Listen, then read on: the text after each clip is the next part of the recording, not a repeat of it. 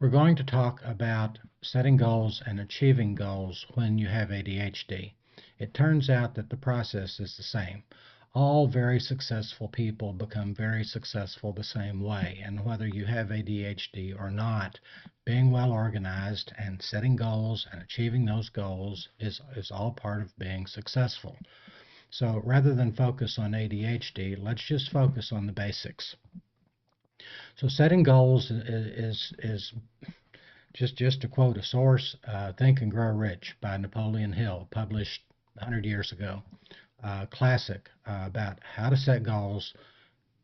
The basics are that when you set a goal, you have to believe that you can achieve that goal. It is realistic to you.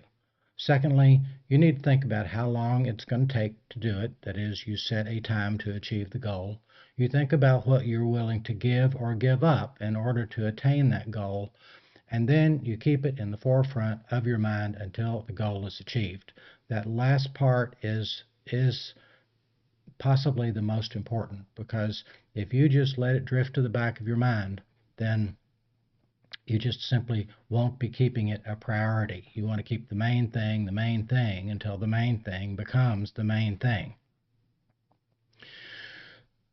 So with this general organization for goal setting, then the next thing to think about is actually achieving your goal.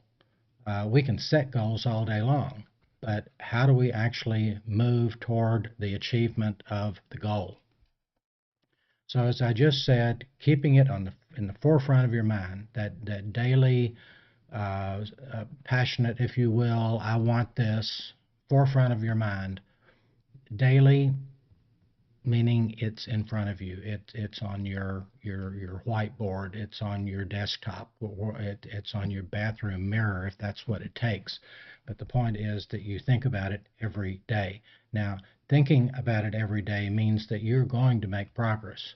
And so I talk sometimes about how it's important to write a to-do list, but then put the things on once you've prioritized that to-do list, you put the important things on your schedule.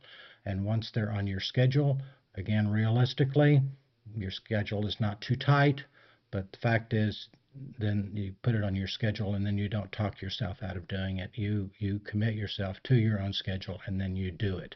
To do, schedule, and then do. Doing it is the most important part of the three.